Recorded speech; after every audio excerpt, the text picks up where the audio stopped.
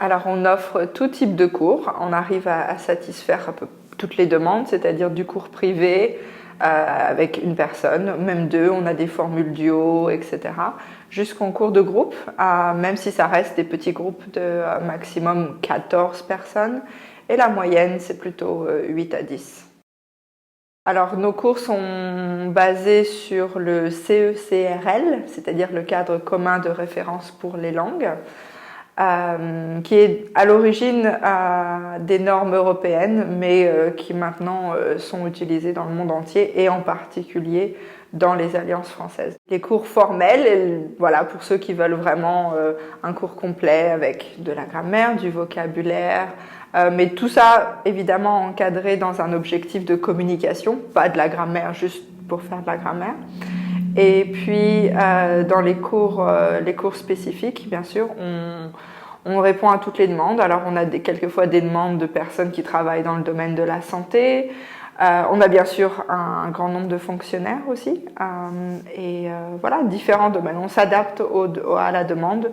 On a eu aussi, par exemple, des entreprises d'assurance qui voulaient aider leurs employés à mieux travailler dans le service à la clientèle. Ça reste des cours avec l'objectif de parler et puis on peut apprendre un peu de vocabulaire, etc. Mais voilà, l'atmosphère est très différente. Donc bien sûr, French Happy Hour, il y a un petit peu de vin, un petit peu de fromage et le vin, ça aide aussi. Et voilà, c'est 1 heure. En général, les étudiants trouvent que le temps passe trop vite et souhaiteraient même que ça passe à 1h30. Et donc ça, c'est voilà, juste l'idée de discuter. On discute plus ou moins comme des amis. Qu'est-ce que vous avez fait ce week-end? Qu'est-ce que vous allez faire le week-end prochain?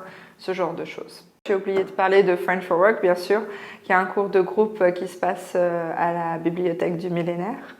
Et donc là aussi, des petits groupes avec comme objectif le français dans un contexte professionnel. La formation ouverte à distance, c'est un programme qui convient à vraiment différents publics. On a en fait la plupart de nos étudiants qui sont à Winnipeg, mais ce qu'ils adorent, c'est évidemment la flexibilité d'apprendre quand ils le souhaitent, avec des sessions de tutorat, et ça c'est indispensable parce que apprendre tout seul en ligne c'est bien, mais on cherche avant tout à apprendre à communiquer, donc d'où l'intérêt des sessions de tutorat. À l'Alliance, on ne recrute aucun enseignant sans un diplôme minimum de maîtrise de français langue étrangère, avec aussi plusieurs années d'expérience et en particulier l'expérience à l'international. On s'intéresse beaucoup à ça aussi.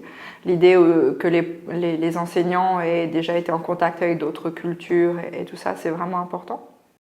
Évidemment, on essaye toujours d'optimiser le temps de parole des étudiants. C'est d'où l'intérêt des petits groupes. Mais l'atmosphère est toujours détendue.